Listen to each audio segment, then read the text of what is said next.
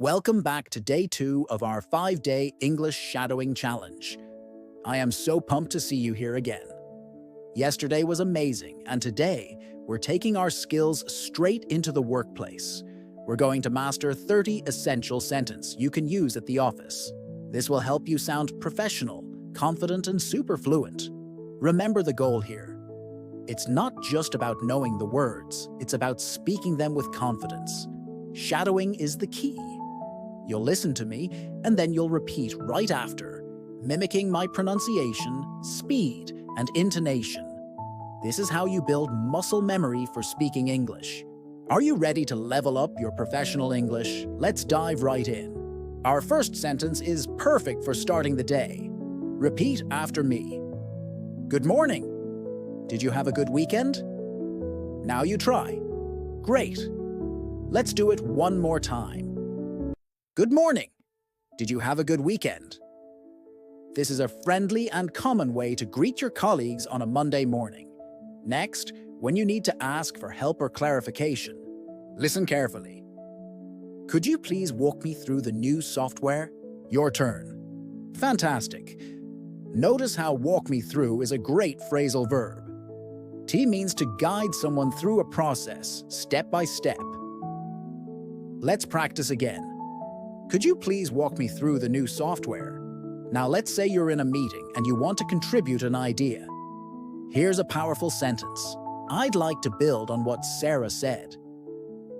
It shows you're a good listener and a team player. Repeat after me. Awesome. The phrase, build on, means to add to or develop an idea that someone else has already mentioned. One more time. I'd like to build on what Sarah said. Here's another useful one for meetings. Just to be clear, are we aiming to finish this by Friday? Your turn. Perfect. This is a great way to confirm deadlines and make sure everyone is on the same page. Let's repeat it. Just to be clear, are we aiming to finish this by Friday? What if you need to ask for a file? Instead of just saying, send me the file, try this. Could you send over the latest report when you have a moment? Repeat. Good job. Send over is a slightly more informal but very common phrasal verb. Adding, when you have a moment, makes your request polite and less demanding. Let's do it again. Could you send over the latest report when you have a moment? Let's move on. Imagine you've finished a task. You can say, I've just wrapped up the presentation slides. Your turn. Excellent. Wrapped up is a fantastic phrasal verb that means to finish something. It sounds very natural. Let's practice. I've just wrapped up the presentation slides. Now for a situation where you might disagree. It's important to be polite. Try this. I see your point, but I have a slightly different perspective.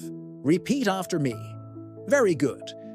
This phrasing shows respect for the other person's opinion before you introduce your own. It's a key communication skill.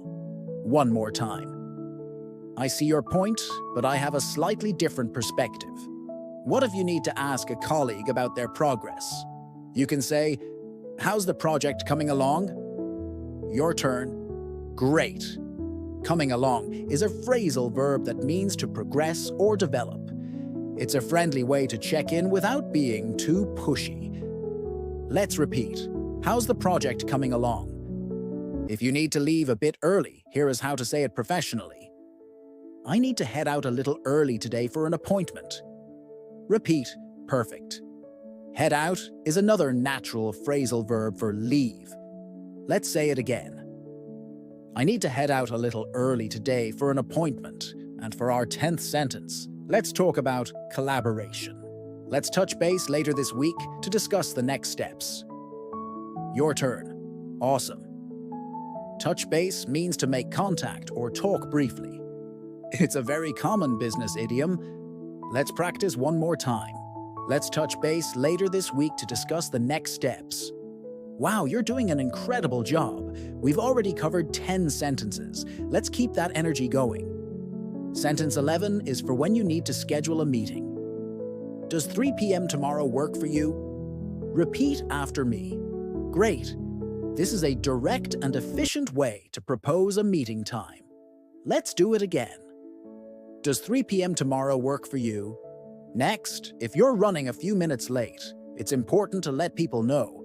I'm running a bit behind. I should be there in 5 minutes. Your turn. Excellent. Running behind is a common way to say you're late. Let's repeat it. I'm running a bit behind. I should be there in 5 minutes. When you volunteer for a task, you can say, I can take the lead on this part of the project. Repeat, fantastic. Take the lead on means to accept responsibility and be the main person in charge of a task. It shows initiative. One more time. I can take the lead on this part of the project. What if you don't understand something? It's okay to ask. I'm not sure I follow. Could you elaborate on that? Your turn. Perfect. I'm not sure I follow is a polite way to say you don't understand. And elaborate means to give more details. Let's practice. I'm not sure I follow. Could you elaborate on that? Here's a great sentence for offering help to a colleague. Let me know if you need a hand with that. Repeat. Good job. Need a hand is a friendly, informal idiom for need help. It builds good relationships with your coworkers. Let's do it again. Let me know if you need a hand with that. When you agree with someone's idea in a meeting, you can say, I'm on board with that plan. Your turn. Awesome. On board with is a business idiom that means you agree with or support an idea or plan. Let's repeat it. I'm on board with that plan. If you need to postpone something, use this phrasal verb. We may need to push back the deadline. Repeat after me. Very good. Push back means to postpone or delay something to a later time. Let's practice again. We may need to push back the deadline. Now, when you want to praise a colleague for their work, you did a standout job on that presentation. Your turn. Great. The adjective standout means excellent or exceptional. Giving specific praise is a great way to motivate your team. Let's say it one more time. You did a standout job on that presentation. Here's one for when you're brainstorming. Let's throw some ideas around and see what sticks. Repeat. Perfect. Throw ideas around means to suggest ideas casually. See what sticks means to see which ideas are good and worth pursuing. A very creative and collaborative phrase. Let's repeat. Let's throw some ideas around and see what sticks.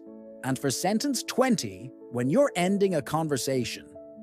All right, I'll let you get back to it. Your turn. Excellent. This is a polite way to end a conversation and acknowledge that the other person is busy. Let's say it one last time in this set. All right, I'll let you get back to it.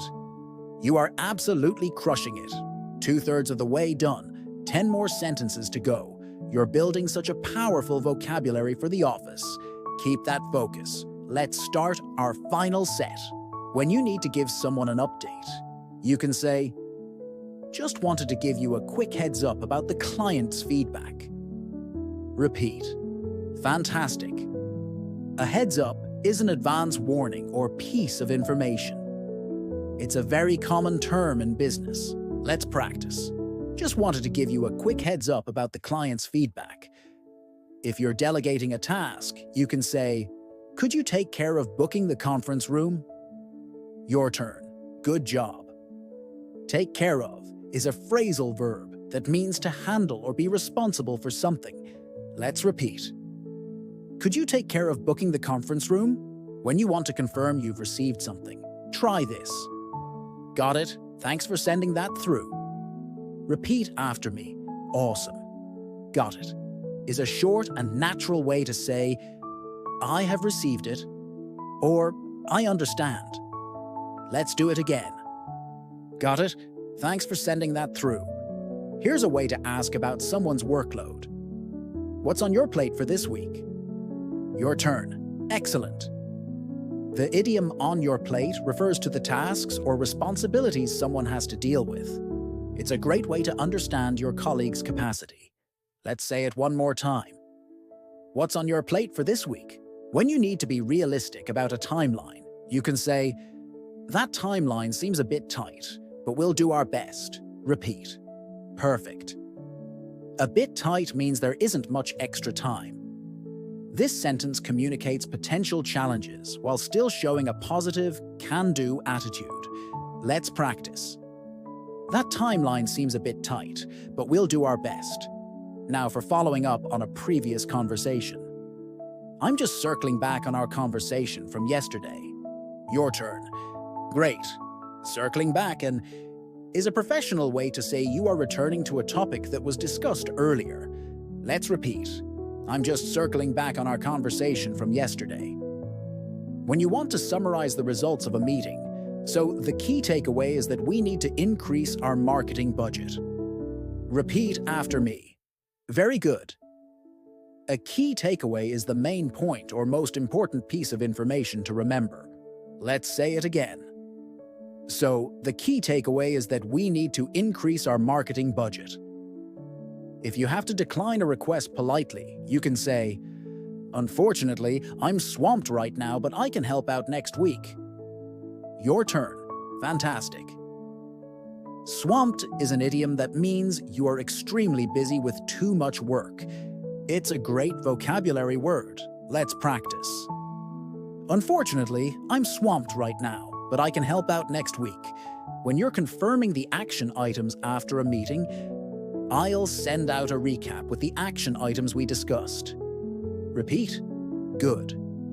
A recap is a summary, and action items are the specific tasks assigned to people. This shows you are organized and proactive. Let's do it again. I'll send out a recap with the action items we discussed.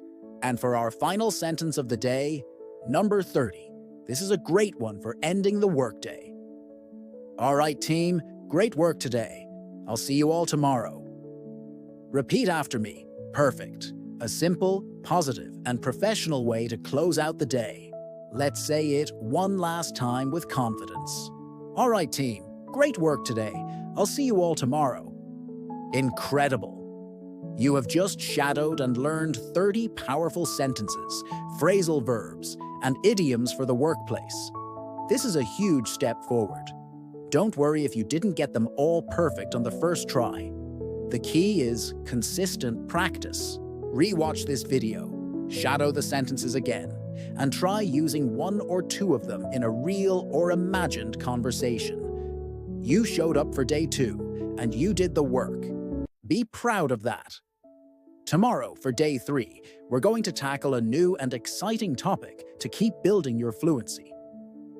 Make sure you hit that subscribe button and turn on notifications so you don't miss it.